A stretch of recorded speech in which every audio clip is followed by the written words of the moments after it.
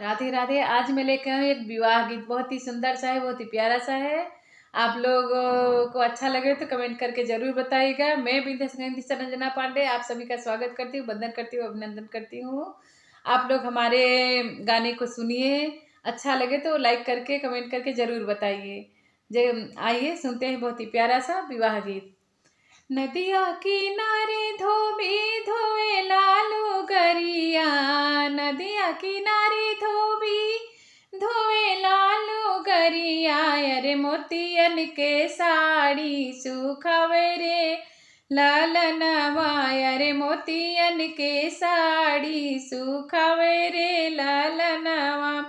नदिया किनारे धोबी धोए लालू गरिया, नदिया किनारे धोबी धोए लालू गरिया, अरे मोतियन के सड़िया सुखावे रे लालनवा, अरे मोतियन के सड़िया सुखावे रे लालनवा।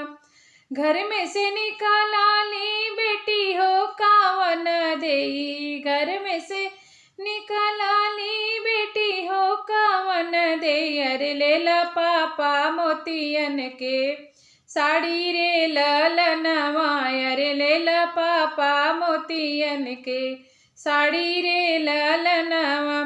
कैसे कलई बेटी मोतियन के साड़ी, कैसे कलई बेटी मोतियन के साड़ी, अरे लिहलू घरी बघर जनम रे लालनवा, अरे लिहलू घरी बघर जनम रे लालनवा। घोड़वा चढ़ले आमे दुल्हे कावन रामा, घोड़वा चढ़ले आमे दुल्हे कावन राम, रे धन कवन राम, रे चला धन हमारा के देश रे लालनवा, अरे चला धन हमारा के देश रे लालनवा।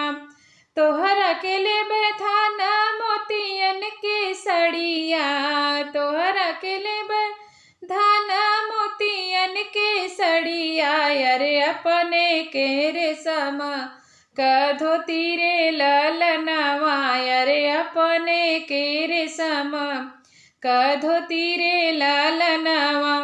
नदिया किनारे धोबी धोएला धोतिया, नदिया किनारे धोबी धोएला धोतिया, अरे मोतियन के सड़िया सुखावे रे लालनवा, अरे मोतियन के सड़िया सुखावे रे लालनवा।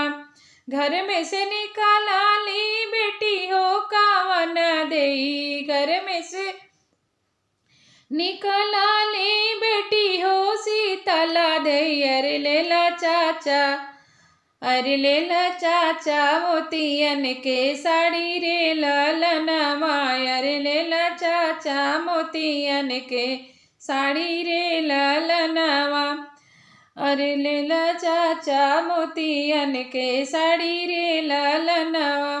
कैसे कलई बेटी मोतियन के साड़ी, कैसे कलई बेटी मोतियन के सड़िया, अरे लिहलू गरीब घर जनम रे लालनवा, अरे लिहलू गरीब घर जनम रे लालनवा।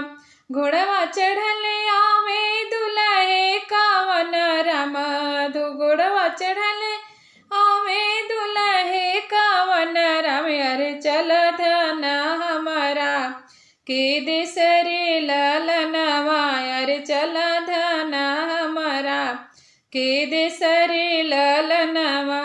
तोहरा के ले बधान मोतियन के सड़िया, तोहरा के ले बधान मोतियन के सड़िया, अरे अपने के रेशम का धोती रे लालनवा, अरे अपने के रेशम का धोती रे लालनवा।